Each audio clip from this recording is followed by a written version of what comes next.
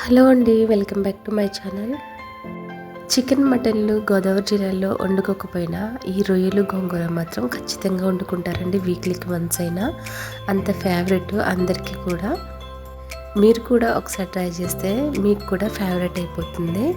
రొయ్యలు గోంగూర curry process చూద్దాం. ముందుగా కళాయి పెట్టుకుని క్లీన్ చేసుకున్న రొయ్యలను వేసుకుని మధ్యలో బ్లాక్ వెయిన్ ఉంటుంది కదండి, అది ఖచ్చితంగా రిమూవ్ చేయాలి.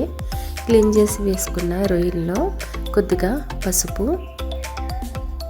తగినంత సాల్ట్, కొంచెం కారం, కొద్దిగా ఆయిల్ వేసుకుని ఒకసారి బాగా కలుపుకొని మూత పెట్టుకుని ఉడకనివ్వాలి. ఇందులోంచి వాటర్ అంతా వచ్చి ఆ వాటర్ అబ్జర్వ్ అయ్యేంత వరకు కూడా ఉడికించుకోవాలి. ఇలా ఉడికించుకోవడం వల్ల ఏమవుతుందంటే నీచు వాసన అనేది ఉండదండి. చూడండి, ఒకసారిగా వాటర్ అంతా కూడా సపరేట్ అయింది, రొయ్యలు సపరేట్ అయిపోయినాయి. ఈ విధంగా ఈ వాటర్ అంతా కూడా అబ్జర్వ్ అయ్యి రొయ్యలన్నీ కూడా డ్రైగా అయ్యేంత వరకు కూడా మూత పెట్టుకుని ఉడికించుకోవాలి. ఈ విధంగా వచ్చేంత వరకు ఉడికించుకోవాలి.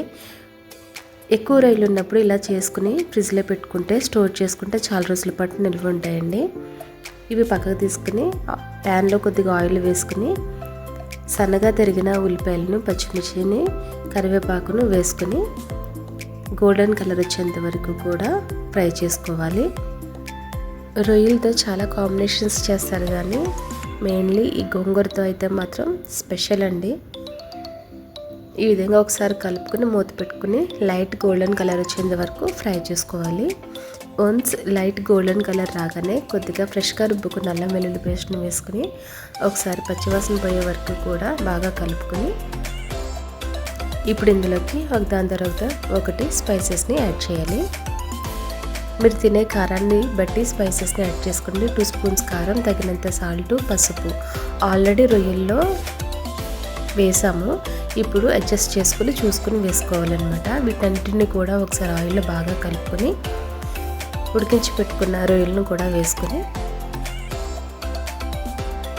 ఇలా వేసుకోవడం వల్ల రొయ్యలు అనేవి నీచు వాసన రావండి, చాలా బాగుంటాయి ఫ్రై అవ్వడం వల్ల.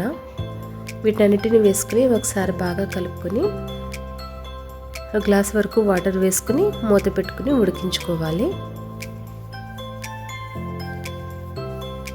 ఇప్పుడు శుభ్రంగా క్లీన్ చేసుకున్న గోంగూరను ఒక గిన్నెలో వేసుకుని కొద్దిగా వాటర్ వేసుకుని మూత పెట్టుకుని ఉడికించుకోవాలి.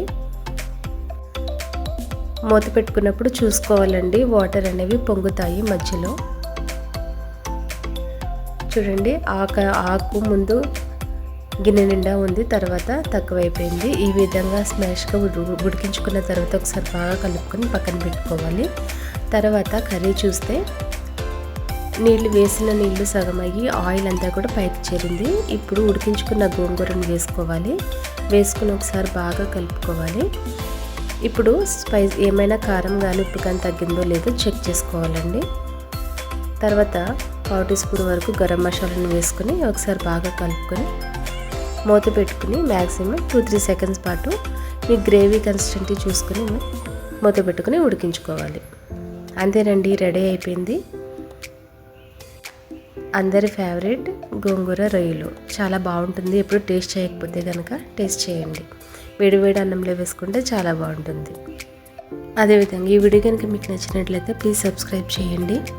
మీకు ఇంకేమైనా గోదావరి జిల్లాలో స్పెషల్స్, ఆంధ్ర స్పెషల్స్ ఏమైనా కావాలంటే రెసిపీస్ కామెంట్ చేయండి. Thanks for watching. Please subscribe my channel. చూసిన వాళ్ళు ఒక లైక్ ఇవ్వడం మర్చిపోకండి.